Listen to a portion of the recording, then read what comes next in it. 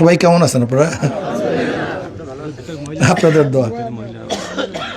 উপস্থিত আমার সামনে উপস্থিত আমার ভাইয়েরা, পর্দার আলেম মা বোনেরা, এদেশে নির্বাচন বারবার হয়েছে। নির্বাচন এই প্রথম নয়। 70 নির্বাচন হয়েছে, 73 নির্বাচন হয়েছিল, 79 নির্বাচন হয়েছে, 81 নির্বাচন হয়েছে, 86 নির্বাচন হয়েছে। নির্বাচন হয়েছে 1991 সনে, 1996 সনে। মাঝখানে 96তে একটা 15 ফেব্রুয়ারি নির্বাচন হয়েছিল। নির্বাচন হয়েছে 2001, 2008, 2014, 2018, 2024। বারবার নির্বাচন হয়েছে। নির্বাচন এই প্রথম কিছু না। অনেক প্রতিনিধি আপনারা দেখেছেন, আমাকে হয়তো নতুন, আপনারা দেখেন নাই, এর আগে অনেক প্রতিনিধি দেখেছেন।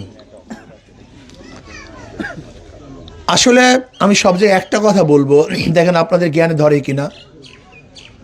যে ব্যক্তি চোর সে কিন্তু মায়ের নাকের স্বর্ণ চুরি করে, কিন্তু যে চোর না সে কিন্তু শত্রু মালও চুরি করতে পারে না, অভ্যাস নেই। যে চোর না সে 70 টাকাও, কারণ কি? অভ্যাস নাই, চুরি করবে কিভাবে? আর যে ব্যক্তির অভ্যাসী চোর সে কিন্তু মায়ের নাকের স্বর্ণ চুরি করে। যে ব্যক্তি জালেম সে তো বাবার সাথেও জুলুম করে, মার সাথেও জুলুম করে, বোনের সাথেও জুলুম করে, নিজের স্ত্রীর সাথেও জুলুম করে। কিন্তু যে জালেম না সে কিন্তু শত্রুর সাথে জুলুম করতে পারে না, কারণ অভ্যাস নেই। তো আমি কথাটা বুঝাতে পারি। একটা অভ্যাসের ব্যাপার আছে। ব্যক্তির চরিত্রটা কি? ধরে নেন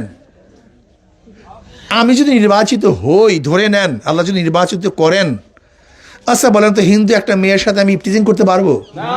তার মানে অভ্যাস নেই। আমার কাছে হিন্দু মেয়েটা নিরাপদ, এইটা বাস্তবতা। ধরেন আমি যদি নির্বাচিত হই, আচ্ছা বলেন তো আপনারা যারা হিন্দু আছেন আপনাদের কোনো দোকানে গিয়ে চাঁদা তুলতে পারবো? তার কাছে, তার মানে আমার কাছে আপনাদের প্রত্যেকের ব্যবসা নিরাপদ, এটা বাস্তবতা। ধরেন আমি যদি নির্বাচিত হই, আমি অন্যায়ভাবে কারো জুলুম করতে পারবো?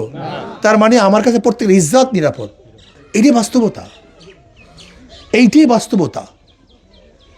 যদি মনে করে আমি নির্বাচিত হই, আমার হাতের মধ্যে জুলুমের কোনো ছাপ নেই, হারামের কোনো রক্ত নেই, অন্যায় অবিচার করি না, আমি কিভাবে আপনার উপর জুলুমটা করবো আমাকে বলেন তো? কিভাবে বলবো বাবু আমাকে টাকা দেন, বাবু এখান থেকে ভাগেন, বাবু এইটা করেন? এটা করা সম্ভব না। একজন জনপ্রতিনিধি সে কি চায়? ভাই ওনাকে ডিস্টার্ব করতেছেন কেন আপনি? একটু কথা বলতে দেন। একজন জনপ্রতিনিধির কাজ কি? মেম্বার অফ পার্লামেন্টের কাজটা কি? আমার দায়িত্বটা কি থাকবে? আমি যত হিন্দুদের সাথে আলোচনা করছি তাদের দাবিটা কি? এদের দাবি আমার কাছে স্পষ্ট, একেবারে এরকম যেরকম এখন ওই সূর্য দেখতেছি স্পষ্ট, আপনাদের দাবি আমার কাছে স্পষ্ট।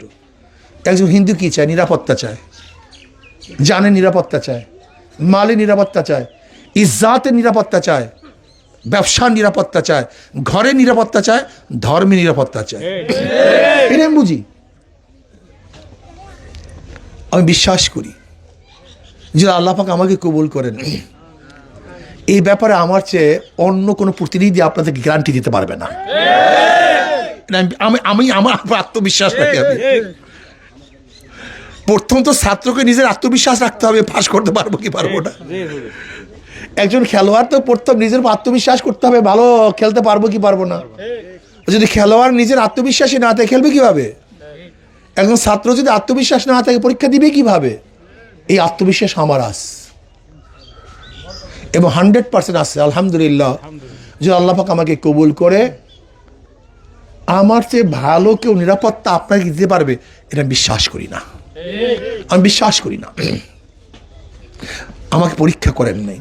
একটাবার পরীক্ষা করলে সমস্যা কি? একটাবার পরীক্ষা করলে সমস্যা কি? দেখি না, দেখছি তো, বহুতকে দেখছি তো। হুজুরকে একবার দেখি, হুজুর তো বড় বড় কথা বলছে, দেখি না একবার। যেহেতু স্পষ্ট কথা আপনাদের পছন্দনীয় ক্যান্ডিডেট নাই, এখন আমি মনে করি যে আপনারা যদি আমাকে পছন্দ করেন তাহলে আপনারা যাকে পছন্দনীয় মনে করেন তার চেয়ে অনেক বেশি আমাকে আপন মনে করবেন। অনেক বেশি, কম না, অনেক বেশি, অনেক বেশি। আমি বিশ্বাস করি আজকে এখানে যে উপস্থিত আছেন, যদি আপনারা সবার কাছে দাওয়াত দেন, একটাবার পরীক্ষা করি, দেখি হাত পাকার হুজুর আসছিল, উনি কি করতে পারে, যে আমার মা বোনেরা, আমার বাবারা যারা আছেন সবাই মিলেমিশে একটাবারের জন্য হাত পাকাকে নির্বাচিত করেন, আপনাদের চেহারা উজ্জ্বল হবে, মলিন হবে না। এই হাসি থাকবে, এই হাসির মধ্যে বেজারতা আসবে না। আপনাদের বুক উঁচা হবে, নিচু হবে না। যেরকম বড় কথা আমার মাস্টার সাহেব বলেছেন যে সবাই হাত পাকায় ভোট দিবেন, ওনার কথা, ওনার মুখ, ওনার জবানকে ঠিক রাখার দায়িত্ব আমার। কারণ আমি একজন মানুষ, আমার মনের মধ্যে বারবার দাগ কাটবে যে মাস্টার সাহেব আমাকে চিনে না, জানে না, আমি কোনোদিন প্রতিনিধি ছিলাম না। আমার বিশ্বাস করে তিনি সবাইকে দাবি করেছেন এই কাজগুলি করবেন, আমার কি দায়িত্ব নাই ওনার মুখকে উজ্জ্বল করার, ওনার মুখকে ঠিক রাখার? এর জন্য আমি মা বোনদেরকে বলবো, কথা অল্প কাজ বেশি, কথা অল্প কাজ বেশি। আপনারা আমার কাছে যে দাবিটা করছেন যে আমরা নিরাপত্তা চাই, ভালো থাকতে চাই, আশা করি ইনশাআল্লাহ আপনার ধর্মীয় স্বাধীনতা এবং এ দেশে, এটা আপনার দেশ, এটা অন্য কারোর দেশ না, এটা আপনার দেশ।